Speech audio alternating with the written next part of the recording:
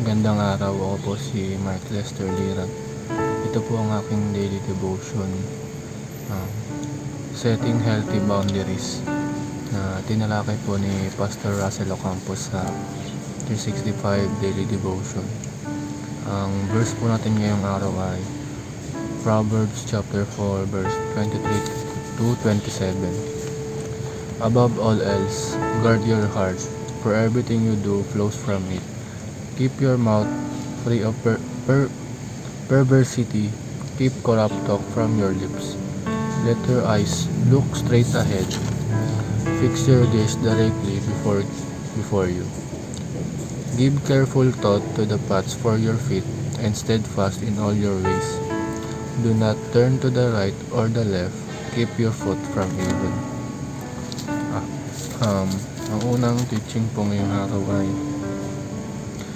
the human heart is the originator of sin. Ang puso natin ang gumagawa ng mga kasalanan na nagagawa natin. Ang mga kasalanan ay hindi galing sa kaaway, kundi ito ay pumapasok sa puso natin na nagagawa natin. Kaya kailangan i-guard natin yung heart natin na hindi gumawa ng kasalanan na ikapapahamak natin.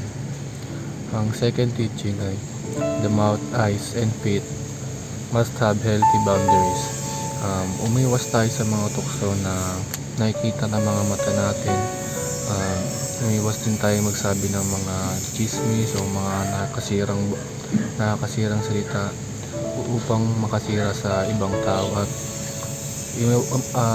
umiwas din tayo sa mga napupuntahan natin ng mga tukso tulad ng mga beer house, casino at iba pa, dahil marami ditong tukso. Ang huling teaching ngayon ay the person with clear boundaries will prosper. Kung tayo daw ay may boundaries, hindi tayo sasama sa mga kaibigan natin. Kung may exam tayo kinabukasan, ay makapapasa natin yung exam. Ganon din sa buhay. Dapat kung may healthy boundaries tayo ay magtatagumpay. Unang application natin ngayong araw ay I will not entertain evil thoughts in my heart. Isa tong commitment na gagawin natin para hindi tayo matukso ng kaaway. Wag na nating, sabi dito sa unang application ay wag na tayong mag-entertain ng tukso sa ating mga puso, dahil ito ay makakasira sa atin. Bagkus ay i-entertain lang natin ang mga salita ng Diyos, dahil ito ang magliligtas sa atin sa kapahamakan. Ang second application ay I will not speak perversely or engage in corrupt talk. Isa rin itong commitment na gagawin natin upang tayo makaiwas sa tukso. Sabi dito is huwag tayong magsisinungaling o magkasabi ng